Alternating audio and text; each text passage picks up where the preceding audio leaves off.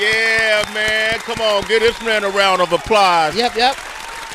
Gil Gatsby is here. We're celebrating his latest album, Walking on Water, which is out right now. Yeah. What an incredible project for so many reasons. This isn't his first time on the show. He's no stranger, Heather B. You love Gil Gatsby. Listen, man, for an artist to be able to do what he's been able to do with the Sway in the Morning show in terms of making promos and bets and connecting with people all across the country, these promos are not a regional thing. They're spreading everywhere, even so much so that people have DM'd me and asked, where can they get the promos? I'm like, bro, you got to hit up Gil Gatsby. That's crazy. The people, well, first of all, welcome back to the show. Welcome back. Man. Welcome back. Man, you home, man. Family, what's happening? Let me say something, man. This guy is more than just an artist who comes to the show. This is like me and King Tech's younger brother. Yeah. You know, and we love this young man, and he's always been very supportive of what we do, and we try to support him as much as possible. Mm-hmm. The other thing I appreciate about him is how he's evolved as a human being. And, you know, people, you know, when you meet artists and, you know, it's this dynamic of artists, DJ, personality, relationship that happens, and that's pretty much the bond that builds you. But in the case of Gil Gatsby, in the case of us, we go beyond the art. We become family. Like, we're sharing in this. Rhapmatic is like a brother. I smile every time I see these dudes. Like, it's like a family reunion. And when your family win, you win. Yes. When your family face adversity, you face adversity. Right. Yes. And to see this man standing, looking better than he's ever looked, you know, in better shape than he's ever been. Hello. Cleaner than he's ever been. Yeah. You know, and to know the evolutions he's had, I want to say salute to him. This man has survived two strokes. Yeah. Two strokes. Yeah. Wow. Two strokes. Yeah. At a young age. Yeah. Young age. We tapped into that, and Yeah. right, and I want to re-tap into that because of how good you look. Man, thank you, bro. Thank you. Because a lot of people in our generations and younger are starting to, you know, deal with these type of ailments. Yes. For whatever reason, whether it's diet, whether it's mental health, the whole nine. Yes. You mind talking to us about that? No, that's important to me. You know, God is good because I'm here, Amen. I'm alive, I'm breathing. Like you said, I'm better than I've ever been, and I had no symptoms. It was just a regular day for me. I was on my way to work early on a Monday morning. Was talking to one of my young boys from the church, just kind of talking about some things, and I felt like I got hit in the chest while we were talking. And so, you know how men do, we don't say when things are going on. So instead of saying, I think something's going on, I said, let me call you back. So I pull over to the side of the road, and I just kind of start stretching like, you know, something must be going on. Then I jump back on the road, and as soon as I jump back on the road, my face started twitching. And so at that point, I felt like I was getting nervous, but then I called my wife. So I had my phone in my lap. I called my wife, and when she picked up the phone, all she heard me saying was, Jesus, Jesus, Jesus. And she said, what's going on? What's going on? I said, I don't know, but I think I'm having a stroke. Now, keep in mind, while this is going on, I'm still driving. I'm still coherent. Wow. I was able to pick up my phone and find out what her number was in the midst of my brain shutting down on me. I was able to, you know, veer into the turning lane, make a U-turn, park the car safely. And when I opened the door to tell somebody, like, hey, I need help, it was like 7 o'clock in the morning. This dude, I'll never forget, he was in a white pickup, and he was getting a 24 case at 7 a.m. And I said, I need help. And he kind of looked at me like, almost to say, like, am I shot or something like that? And as soon as I opened the door, I, like, collapsed out of the car. Oh, man. Because I was, at that point, paralyzed on the left side of my body. Mm-hmm. And so when the paramedic got to me, I was, like, maybe 10 minutes from work, and then I was another 15 minutes from the hospital. And the hospital they took me to, they call it the stroke center. So I had a stroke right down the street from the place where they can treat it the best and the quickest. Nobody can tell me that God isn't real. Oh, come on, man. And so that day, they kept me in the hospital overnight. They gave me some kind of like some pill that would go in and explode any blood clot I had, blocking the brain or any part of my body. And the next day, when I thought I was going to be discharged in front of my wife, I had a second stroke. They were getting ready to discharge me. I thought everything was good. And as they were taking the IV out and everything, I went limp again. Oh, my God. And my wife was like, hey, what's going on? I said, I think I'm having another stroke. And when, you know, they put me in the hospital, they said, we have to take you to L.A., you're going to have a surgery. It's a 95% chance you won't make it through because we have to go in. Are you kidding me? 95%. Yeah, 95% chance because they have to go in and put a stent in my brain to try and get the clot out. So I may possibly bleed out once that happened. And, we prayed, and my wife was like, hey, let's just go. So we went down to the hospital. They were trying to get me comfortable because they felt like I wasn't going to go home. They were telling me, like, music and everything is not going to be the same. You're not going to walk the same, talk the same, any of those things. So let's just make him comfortable, before he transitions. And 7-8 years later, I'm here with the family, Sway in the morning. Take you go, man. God is walking, great, man. Running, come on, rapping, man. Preaching, talking, come on, working. Come on, man. With no issues at all. Man, and his amazing wife is right here. Yeah, she is. And Wow. she's wonderful because we got to give respect to the wives. Absolutely. We hear about the person that's going through it, but not the partner the partner goes through it too. Correct. And it's key that you say that, bro, because a lot of times people, they elevate me because I was going through it. But for 6 days, she stayed with me the entire time. She didn't go home. She didn't leave my side. She was a bully with the nursing staff and things like that because they were in there speaking death. Yeah. And she was willing to fight that off. No, don't say that. You got to go. We need a different nurse. We need different staff because she didn't want anybody to speak negatively to me while I was going through that process. And the cold part about it, Heather, is so many years, I was like the person, not saying that she's not strong because she is. I'm uplifting her. I'm praying for her. I'm walking with her. And I'm pushing her. And when I couldn't pick up my sword, she picked it up for me. Yesterday was Good News Thursday here at Sway in the Morning, and it was about partnership. Yeah. And that exemplifies what a partner does. Like your union is a partnership. Yes. People try to escape that and get away from it, but that you guys did exactly what you're supposed to do. Yeah. The word tells us about finding that helpmate. Exactly. And so that's what we have when you go into that union and that partnership. Yes. Did they ever find out what was the cause of how did the blood clots in your brain, did they ever? So they told me, because I don't drink, they told me I was running off like a person who had been drinking for 5-6 days and didn't get any rest. So they told me I was stressed out. Wow. Because I was doing so much. I'm grinding, trying to get on with the music. Wow. I'm trying to be the best husband I can be. I'm frontline at the church doing what I can do. I'm a manager at my job. I'm a friend to so many. I do so much, and it's not to glorify me, but I'm always on go. What can I do to help? And I wasn't getting any rest. I wasn't sitting down. I wasn't shutting down. I wasn't resetting. And so my brain just finally just said, it's time to sit down in the natural. In the spiritual side of things, I believe that God had to sit me down to reset me, to make me know what's important, because we were dealing with so many things.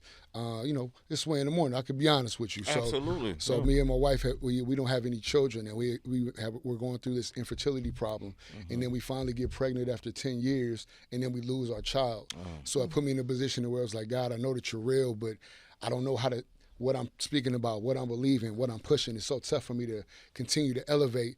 So I'm dealing with that and not dealing with the problems I was having.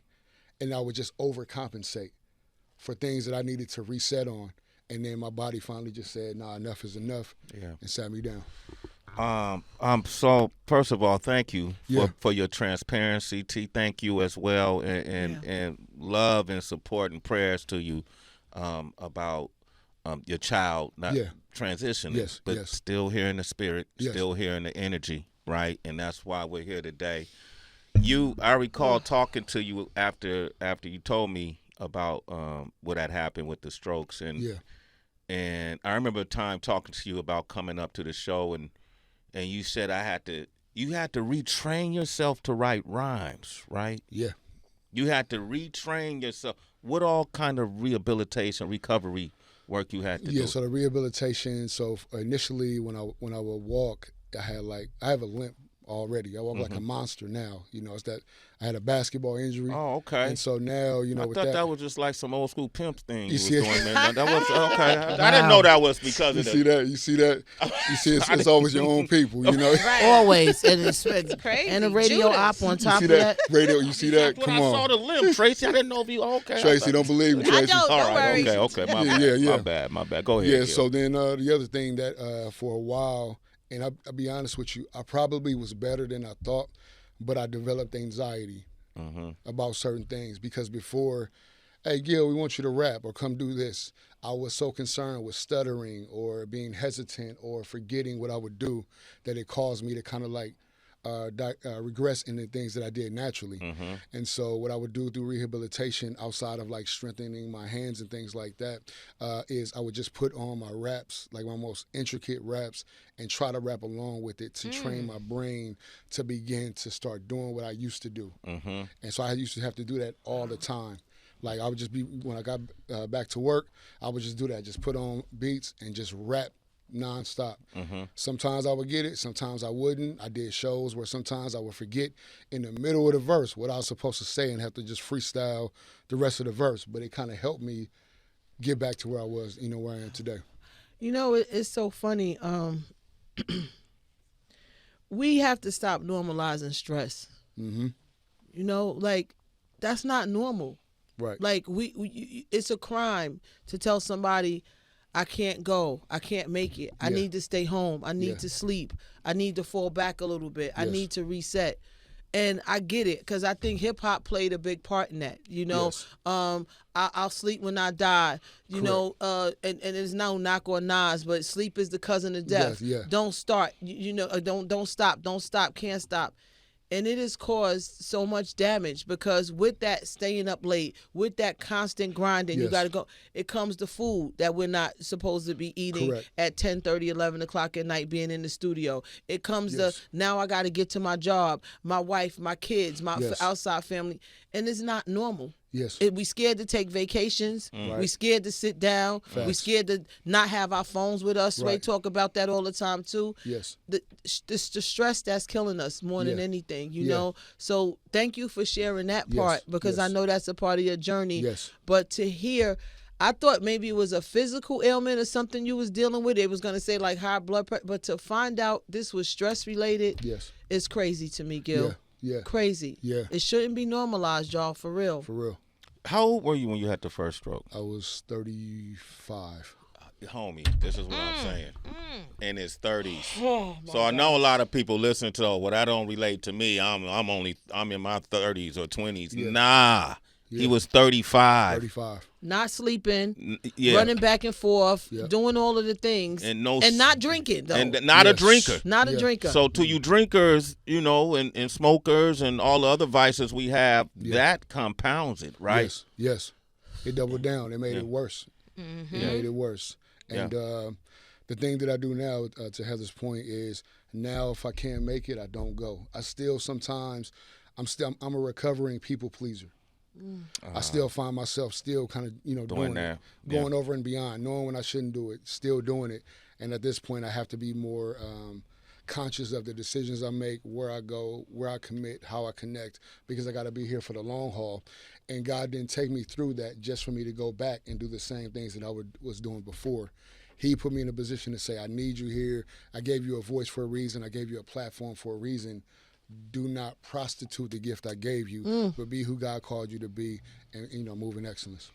Gil Gatsby is here, man, and I know people are listening, and you going, he's telling my story, and I don't even know it. I've been scared to say it. Yeah, I've been scared to say it, or I've been scared to see it. But he had a stroke in his 30s. 2 strokes. 2. Not substance related either. Yeah, he doesn't drink. And so if you can relate to this, if it's shocking to you, 888-742-3345, Gil Gatsby. Gil, is it Gilligan Gatsby or Gil Gatsby? No, it's Gil. You when I came through the first time and we went viral, everybody started looking for Gil Gatsby. Yeah. So I had to drop the Illigan off forever. Good. Yeah. So I thank you for that. Yeah, no problem, man. You made it real easy. Man, I didn't like that. No, just kidding. All right. You're a pastor. Yes. We've been very instrumental, very, very involved, engaged with a lot of artists who are utilizing their raps now to uplift and faith-based rap, if you will. Miles Minnick, Mike LV. Yes. We did our God cipher. Always cipher. Absolutely. And I was proud of those young men. Yeah. You know what I mean? Yeah, it was powerful. And I felt like your music has always been uplifting to me. Yeah. I'm curious though, when I listen to Dead Homies, I'm gonna read a line. Okay. Because you gangster to me as an MC.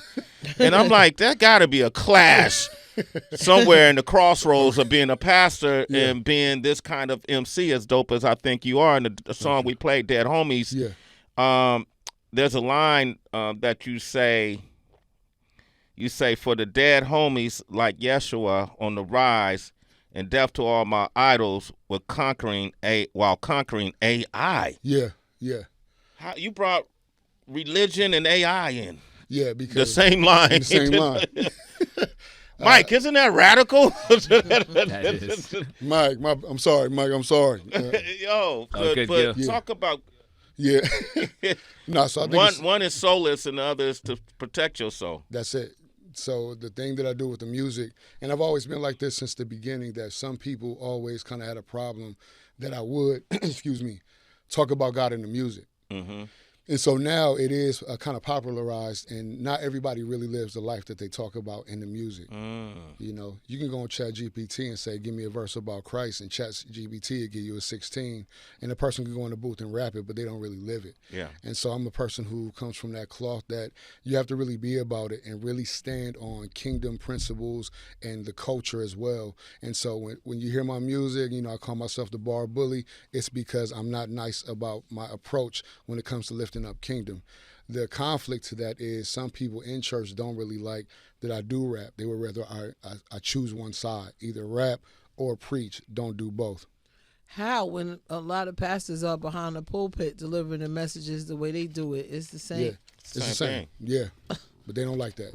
They would rather I just put a suit on, or even if I don't put a suit on, don't rap, because you lose a demographic when you do that. But I'm a person who has to hold true to who God called me to be. He gave me this tool at an early age, and I use it to glorify God anytime I get a chance. Gil Gatsby. 888-742-3345. We got John on the line from D.C. John, what up, John? How you doing? John. Welcome to the show. Hey, what's up? What's up to the crew? John. What's up, Gil? Yo, man. What up, family? On the way home one day, took some type of capsule. I thought it was going to, kind of make me not short of breath or whatever. Had a full-blown heart attack. Doctor said, hey, man, you're dying, but we're going to try to save you. But I managed to drive myself to the hospital. Felt like something was coming through my back, out of my front. Always on the run, but listen to your story. I think I'm going to have to hit the reset button on a serious note, because I've kind of fell off the wagon, started eating a little bit more reckless. You know, I mean, I eat healthy, but, hey, a brother still needs a steak and cheese every once in a while, right? But no, inspired by your story, man. Moderation. Moderation. We'll go. I'm sorry. I didn't mean to Same thing. Moderation. You got to do it in moderation. And honestly, if you can do without it, don't do it. In my opinion, now, like, I haven't had bacon since having a stroke. Like, I totally cut that out of my diet. So in addition to changing the way I try and live my life, I also change the things that I eat and consume as well, because that's important, and that can also weigh you down as well. Yeah. The foods, right, especially being on the and go. And as a small business owner in D.C., always on the grind and everything like that, getting them up early mornings, late at night, go to sleep at 1, up at 4. Yeah, it's taking its toll. I'm often told that, hey, you look tired, you look sleepy, but yeah, listen to your story, man. I'm gonna take a different approach. I'm gonna switch gears. So inspired by your story. That's what's up. So you're saving lives. Yeah. John, you should hear his album, Walking on Water. Gil Gatsby. Walking on Water. Go listen to that album, Walking bro. on Water. Trust me, I'm going to water. go contact. And Sway, if you're ever in D.C., let me tell you, you got to look up the best transportation company, because I'm going to give you that ass whooping on the bowling lane, okay? Oh, whatever. Come on, now. Man. He can't win it. Give it to you. Man. Hey, who working today? Is it Tyler or Kaya in New York? Kaya, get his number for me. I'm going to text you, John. We're going to get to this, right? I'm going to give you that business, please. Okay, my daughter out there, so I'll be out there soon. I'll let you know. You a super citizen, though. Sway in the morning. All right? They get violent, these citizens, sometimes when it comes to that. I want to play this song, Winner's Anthem, and then come back and talk more about this project, Walking on Water, and what's next with Gil Gatsby. Yeah. Winner's Anthem is featuring Chris Peters. Chris Peters, yeah. Speak on that. So that was the first song I released after getting out of the hospital. And so I was still trying to figure out the flow and get back in the pocket. And I felt like it was like a victory lap for me, that God had healed me, delivered me, and put me back in position to win. So that was the perfect song for my return to music. Here it is, Winner's Anthem, Gil Gatsby, Shea 4-5. If you feel blessed today, you woke up breathing, put your hands in the sky and clap. Don't take it for granted, man. Yeah. Come on, man. Gil Gatsby is here, 888-742-3345. You have a lot of people who are calling that can relate to your story. Yeah. You know, I can imagine. And we here to talk about his music, but his story is in his music. It's in the music, yeah. And his music represents his story. Yes. Right? Yes.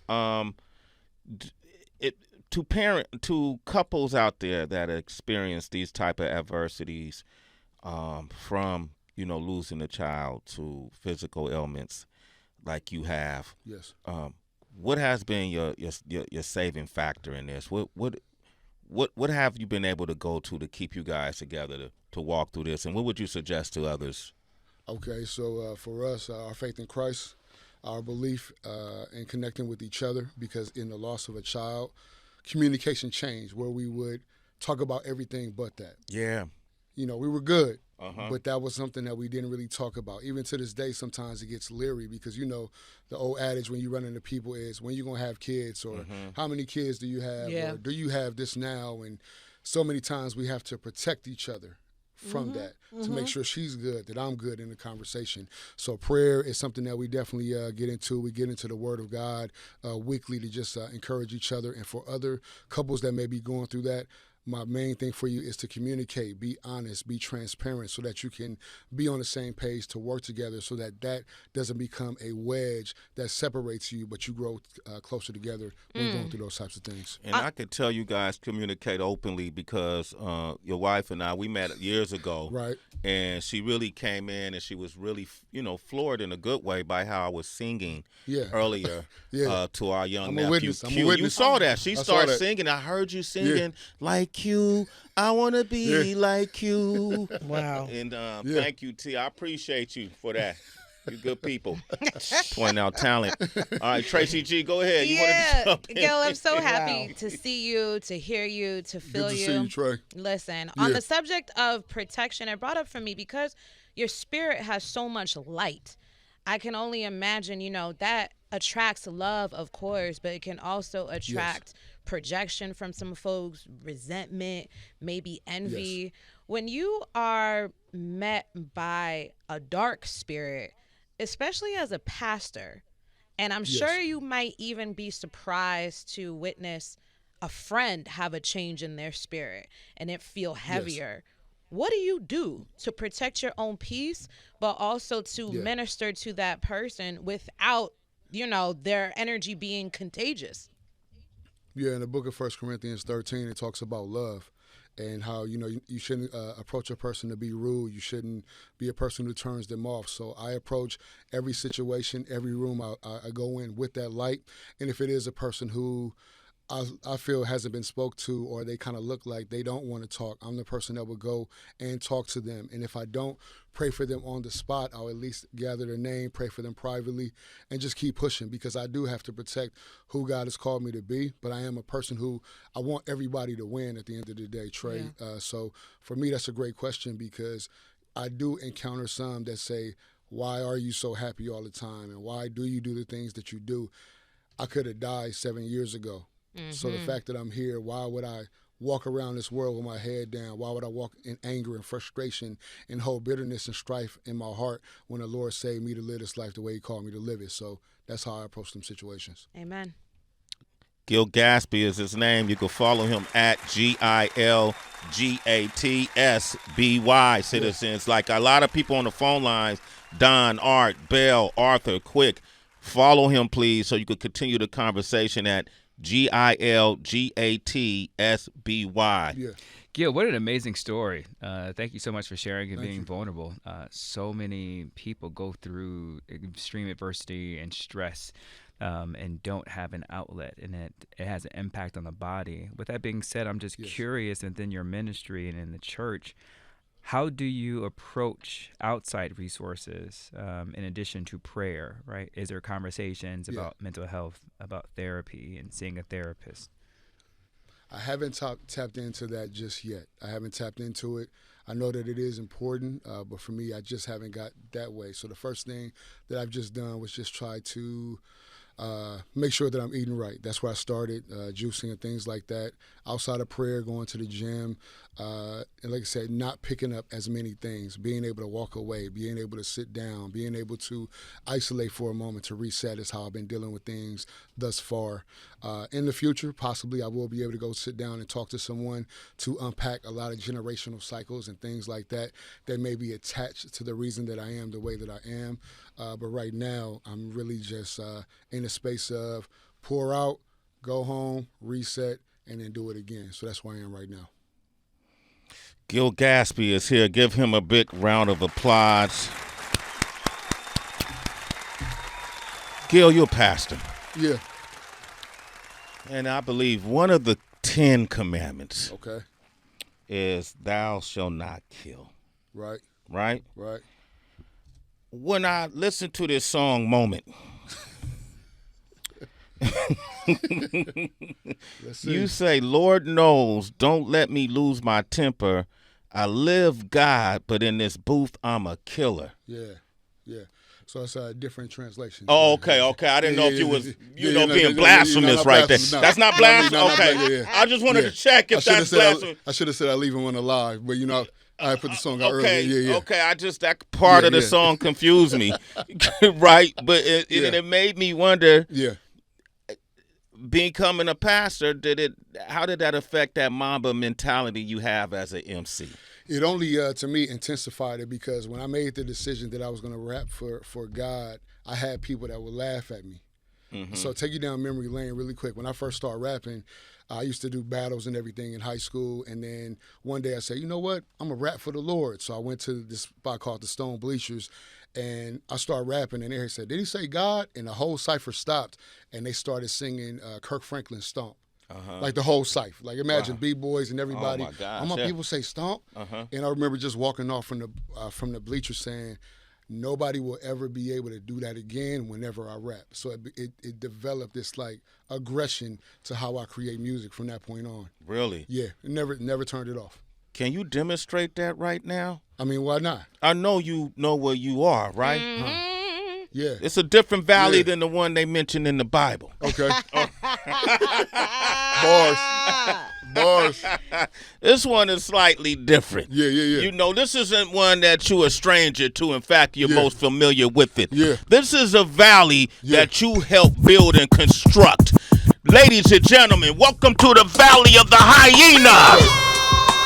Gil Gatsby. What's happening? That man stood up. Let's lift that mic up too, man. Okay. Give me right. Hey. Oh, that's some bars that go up? We good. That's good? Yeah, it's good. Yeah, we good right there. Okay. Let's go. Hey. Redmatic on the beat. Look.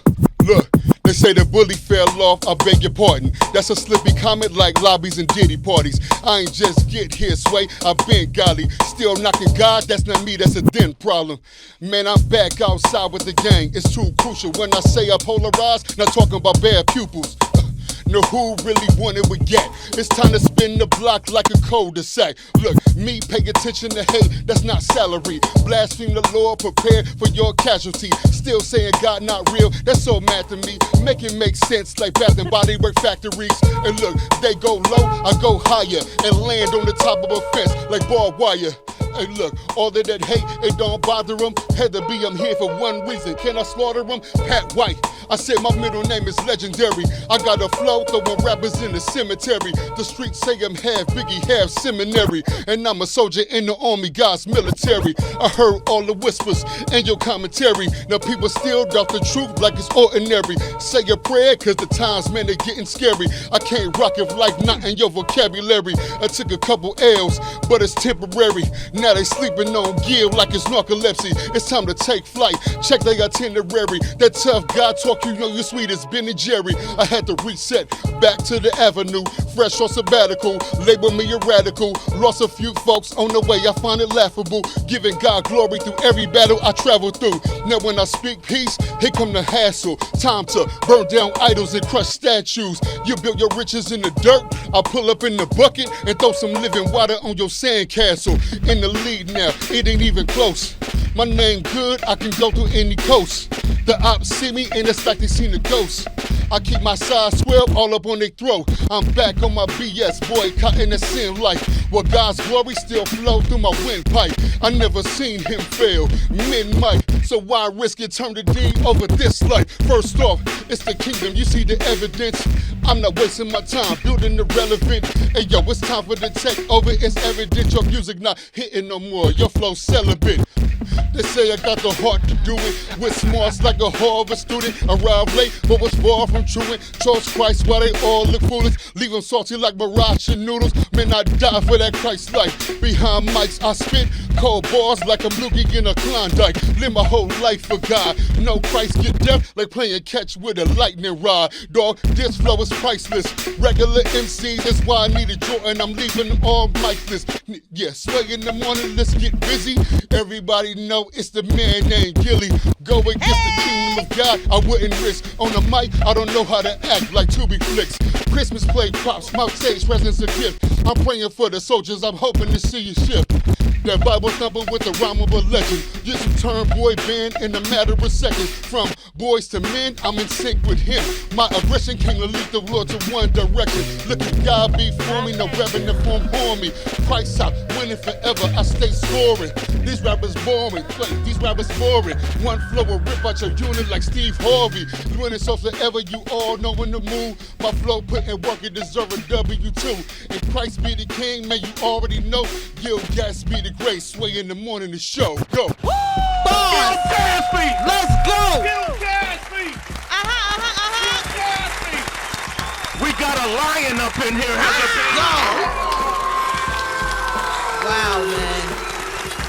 Wow, man.